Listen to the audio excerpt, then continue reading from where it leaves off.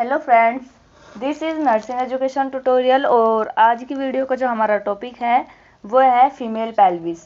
Female pelvis का ये हमारा सेकंड पार्ट है। फर्स्ट पार्ट मैं आपको डिस्क्रिप्शन में दे दूंगी, आप वहाँ से भी देख सकते हैं। तो अब हम अपना नेक्स्ट पार्ट स्टार्ट करते हैं, जो कि है पेल्विस कितने प्रकार की होती है। जैसे फॉल पेल्विस हो गई, ट्रू पेल्विस हो गई। तो ये जो पेल्विस है इसको हमने क्या है, फिजिकल पेल्विस को शारीरिक रूप से दो भागों में बांटा गया है। यानी कि फिजिकली रूप से जो पेल्विस है उसको हमने दो भागों में बांटा है। एक ट्रू पेल्विस होती है और एक फॉल पेल्विस होती है। जो हमारी फॉल पेल्विस होती है इसका निर्माण इनोमिनेट बोन्स के इलिक भाग द्वारा होता है। जो हमारी इनोमिनेट्स बोन होती है, जो दो इनोमिनेट बोन्स होती है उसके द्वारा फॉल पेल्विस का निर्माण होता है। और जो इनोमिनेट बोन होती है उसका जो अपर पार्ट होता है जिसको हम इलियम बोलते हैं, उसके द्वारा फॉल पेल्विस का निर्माण होता है।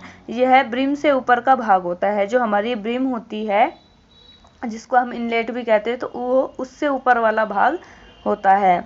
इसका डिलीवरी में महत्वपूर्ण रोल नहीं होता। यानी कि जब डिलीवरी होती है बच्चे की तब उसमें उसके दौरान जो फॉल पेल्विस होते हैं उसका कोई भी महत्वपूर्ण योगदान नहीं होता है।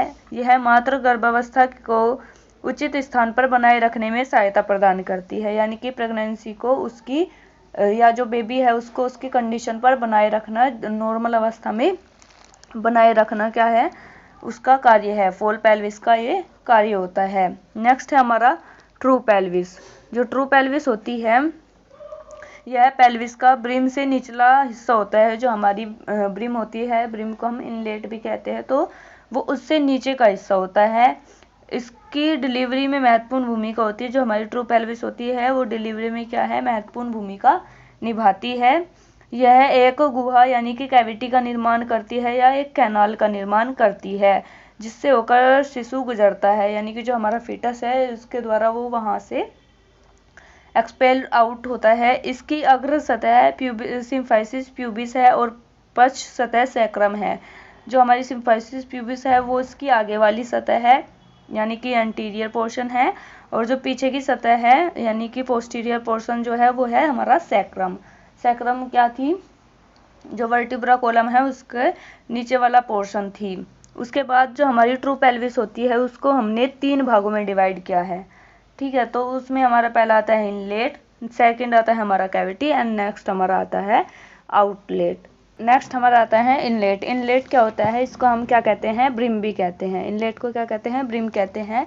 यह ट्रू पेल्विस का ऊपरी भाग होता है यानी कि अपर पार्ट होता है हमारा ट्रू पेल्विस का। उसकी आकृति एंटीरियर पोस्टीरियर व्यास पर गोल होती है। जो हमारा एंटीरियर और पोस्टीरियर व्यास होता है उसके यानी कि जो एंटीरियर पोस्टीरियर डायमीटर होता है उस पर इसकी आकृति कैसी होती है, गोल होती है। नेक्स्ट है हमारा कैविटी। कैविटी क्या होती है, यह ट्रू पेल्विस का मध्य या बीच का भाग होता है यानी कि मिडल पार्ट होता है हमारा ट्रू पेल्विस का कैविटी। यह ऊपर की ओर इनलेट व नीचे की ओर आउटलेट द्वारा सीमित होता है। ऊपर से ये इनलेट से घिरा होता है और नीचे से आउटलेट से घिरा हुआ रहता है, और बीच में हमारी क्या होती है, कैविटी होती है। यह भी आकृति में लगभग गोल ही होता है। कहीं कहीं पर मतलब जो हमारी इनलेट है वो तो बिल्कुल गोल होती है, और ये कहीं कहीं पर इसमें उभार या कहीं पर ये दबा हुआ होता है, तो इसके वजह से ये लगभग गोल ही होता है। बस उन उभार्स की वजह से उसमें थोड़ी गोलाई कम होती है। नेक्स्ट है हमारा आउटलेट। यह है ट्रू पेल्विस का निचला भाग होता है। जो हमारी ट्रू पेल्विस होती है उसका निचला भाग यानी कि कैविटी से नीचे का भाग होता है। यह ट्रू पेल्विस की निचली ओपनिंग भी होती है। यानी कि जो हमारी पेल्विस होती है ट्रू पेल्विस, उसकी नीचे वाली ओपनिंग हम किसे कह सकते हैं, आउटलेट को कह सकते हैं। नेक्स्ट हमारा पेल्विस के व्यास के बारे में यानी कि जो पेल्विस का डायमीटर है उसके बारे में जानने से पहले हमें कुछ बिंदु है यानी कि जो हमारे लैंडमार्क्स होते हैं पेल्विस के, उनके बारे में जानना आवश्यक है। तो हमारे जो लैंडमार्क्स है उसमें हमारा सबसे पहला आता है सिम्फाइसिस प्यूबिस। सबसे हमारा पहला लैंडमार्क क्या है, सिम्फाइसिस प्यूबिस। नेक्स्ट हमारा प्यूबिक क्रिस्ट। उसके बाद है हमारा pubic tubercle, pectineal line, iliopubic eminence, iliopectineal line, sacroiliac articulation, and next है हमारा anterior border of the ala of sacrum, next है हमारा सैक्रम प्रोमिनेंटली। तो इन सभी 9 जो हमारे पॉइंट्स है इनको आप डायग्राम में भी देख सकते हैं। एक तरफ से 9 होते हैं और जो हमारी इनोमिनेट बोन होती है उसके एक तरफ जो है एक इनोमिनेट बोन होती है उसके 9 पार्ट्स में उसको हमने डिवाइड किया है। देन नेक्स्ट उसी तरफ ये हो गए राइट और एक तरफ होते हैं लेफ्ट, तो दोनों मिलाकर दोनों तरफ 9 होते हैं। नेक्स्ट है, जैसे कि हम जानते हैं जो ट्रू पेल्विस है उसको हमने 3 भागों में बांटा, इनलेट, कैविटी और आउटलेट। इन तीनों भागों के डायमीटर्स मुख्यतः 3 प्रकार से मापे जा सकते हैं, यानी कि जो हमारे डायमीटर्स है उनको हम किससे माप सकते हैं, 3 प्रकार से नाप सकते हैं। जैसे हमारा हो गया एंटीरियर, पोस्टीरियर, नेक्स्ट है हमारा ट्रांसवर्स एंड नेक्स्ट है हमारा ओब्लिक।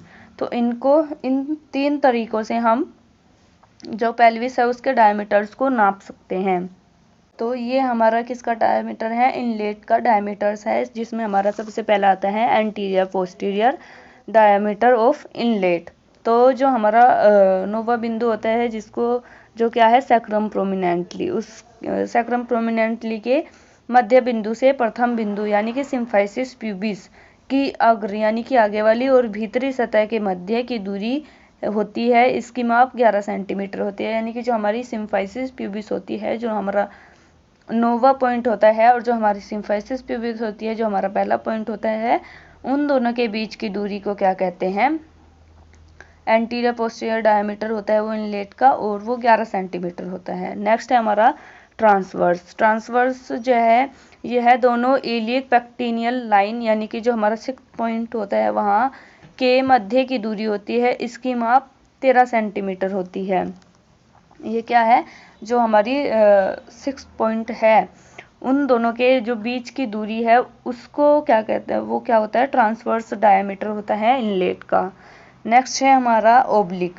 ओब्लिक जो है यह है सैक्रोइलिक जॉइंट एव इलिप्यूबिक एमिनेंस के मध्य की दूरी होती है और ये हमारी 12 सेंटीमीटर होती है।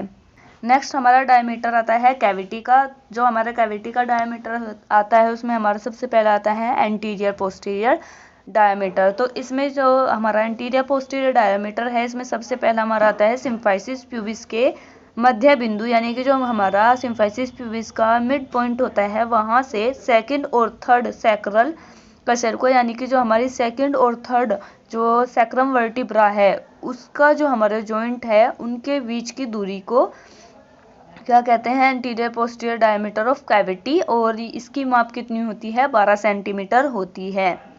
नेक्स्ट है हमारा ट्रांसवर्स डायमीटर। ट्रांसवर्स डायमीटर में हमारा आता है इसकी ठीक माप संभव नहीं होती क्योंकि इसमें कई स्थानों पर मसल्स टिश्यू उपस्थित होते हैं, यानी कि इसकी बिल्कुल सही माप का हमें नहीं पता क्योंकि कई स्थानों पर जहाँ से हम नाप लेते हैं वहाँ पर क्या होते हैं मसल टिश्यूज प्रेजेंट होते हैं, परंतु जो हमारी कैविटी होती है वो क्या है गोलाकार उसको मानी जाती है और गोलाकार मानने के कारण इसका जो व्यास है वो किसके समान होता है, एक समान ही माना जाता है। जैसे इसकी जो माप है वो 12 सेंटीमीटर होती है यानी कि 12 सेंटीमीटर मानी जाती है।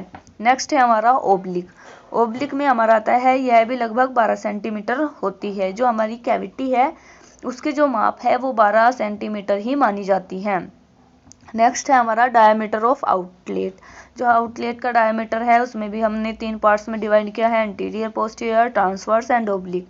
तो जो हमारा एंटीरियर पोस्टीरियर है वो क्या है, यह सिम्फाइसिस प्यूबिस की निचली सतह एवं सैक्रम के निचले बिंदु के मध्य की दूरी होती है। जो हमारी सिम्फाइसिस प्यूबिस है उसकी जो नीचे वाली सतह है यानी कि जो लास्ट वाली जो उसकी सतह है नीचे की सतह है, और जो हमारा सैक्रम है और सैक्रम को जो हमारा निचला बिंदु है, निचले बिंदु के जो मध्य की दूरी है उसको वो क्या होती है एंटीरियर पोस्टीरियर डायमीटर होती है। इसकी लंबाई 13 सेंटीमीटर होती है। नेक्स्ट है हमारा ट्रांसवर्स। ट्रांसवर्स जो होती है ये 2 ईसियल स्पाइन के बीच की दूरी होती है जिसकी माप 10.5 सेंटीमीटर या लगभग 11 सेंटीमीटर होती है। ट्रांसवर्स की हम इसकी जो दूरी है हम इसको 11 सेंटीमीटर भी लिख सकते हैं। नेक्स्ट है हमारा ओब्लिक। निश्चित सीमा ज्ञात न होने के कारण इसे मापा नहीं जा सकता, लेकिन इसकी जो लंबाई है वो 12 सेंटीमीटर मानी जाती है। लगभग कितनी होती है? 12 सेंटीमीटर होती है आउटलेट की।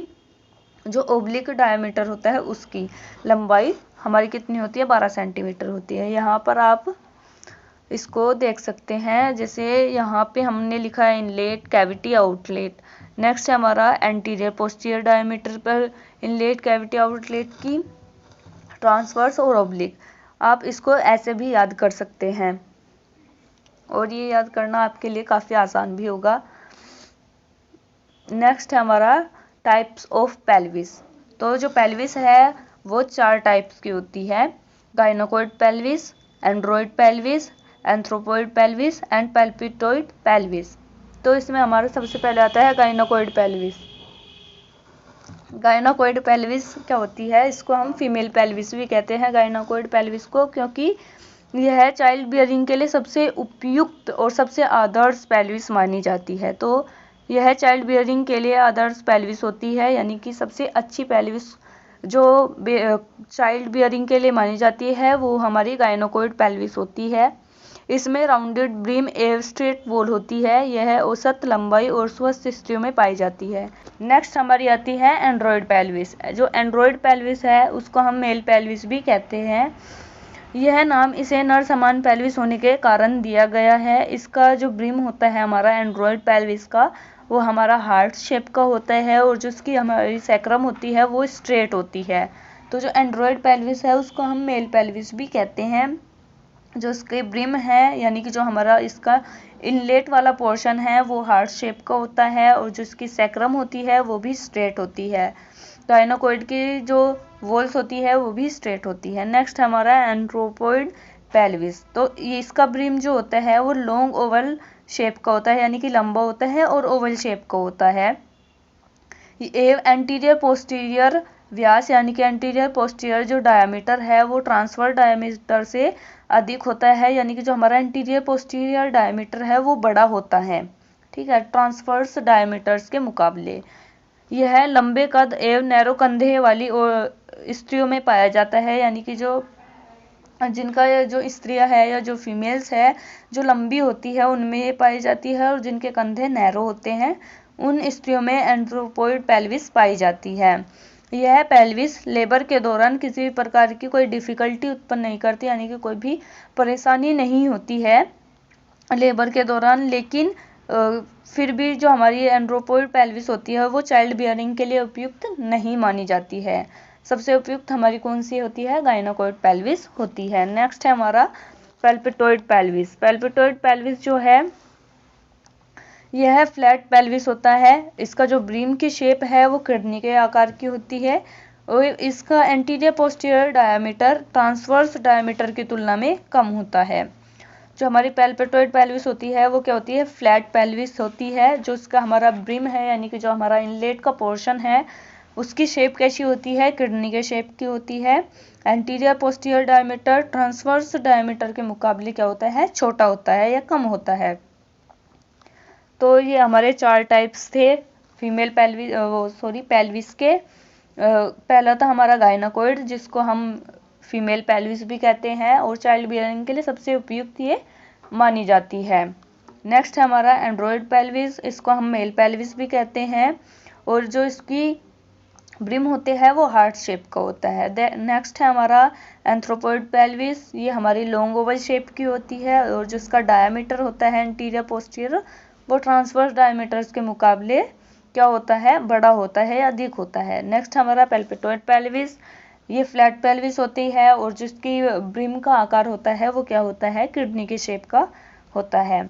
तो ये हमारे थे पेल्विस और आज की वीडियो का जो हमारा टॉपिक था वो था फीमेल पेल्विस।